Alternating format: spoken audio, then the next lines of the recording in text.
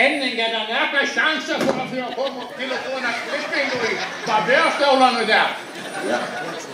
Hvor Henning er der? Det er han der. Det er højt du her. Kan du ikke høre det? Det er Henning Bøgesvang fra Sønderjylland. Henning Bøgesvang. Ja, er der nogen chancer for at blive klippet og snakke lidt? Jamen, det er større tak for, du kom endelig af bøjnervejen. Her er en ordentlig indras af de gejstlige til barberen om det der. Det er så vel, og sættes. Det er så vel. Og gåan dagen, du skal gå på her i klippestoven. Jo, her går det godt. Det går det vel. Vi har akkurat haft en anden gejstlig, og kanskje vi også få Peter Martin Rasmussen Jakobsen ute av Tofton at vi har klippet ham ja. Og har der været mange kunder her i dag?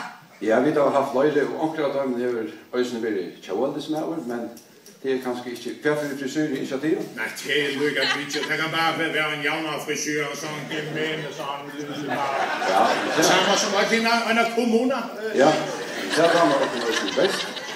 Det tager man nødt til at være lidt snødder, det er være lidt andægtig og alle tøj, som man giver, og alle tøjene, og tøj, at der er en støv der, og i klipper og kyst, og nu kommer det sådan der, ikke sådan, og fordi der er nogle konfirmander, som har været, som har jubilæum på 50 år, ikke sådan noget, og så skal præstes selvfølgelig vil være en slags forbillede, ikke?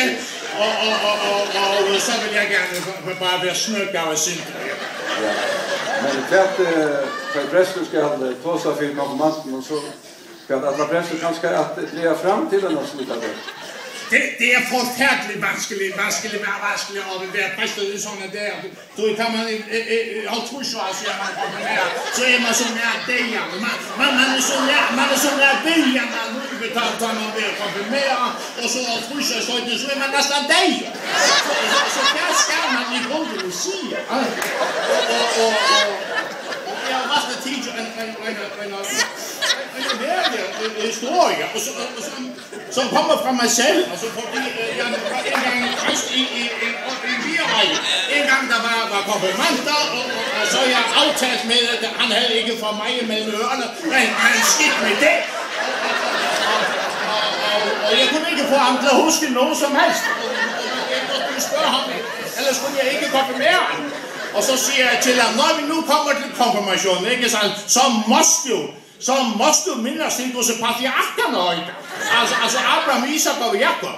Det var ikke noget problem. Så kommer konfirmationen, og hele familien sidder i stolen, og konfirmanten rejser sig op meget fint, og så siger jeg, og går hen til ham og siger, jamen, hvordan var det nu patriarkerne, de havde? Og så vidste han ikke noget.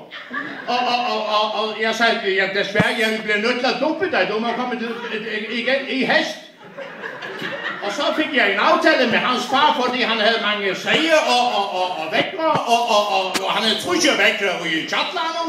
Og jeg sagde til ham, der er kun en mulighed for at få den her dreng igen, og det er, at du kalder vægterne for Abraham, Isak og Jakob. Og det kunne han forstå, fordi han var meget interesseret i natur. Og det var helt klart, da vi kom til konfirmationen om efteråret, og så går jeg hen i kirkeskibet og siger til ham, nå, min dreng, hvad hedder så patriarkerne? Og han siger, jamen det hedder jo Abraham og Isak. Nå, men var det ikke en 3 år så? Nej, der er kun 2 tilbage, siger han. Jamen, altså, og hvad hedder så den 3? Nej, det er kun 2 tilbage, fordi vi har flettet den 3 i går. Ja, han er død.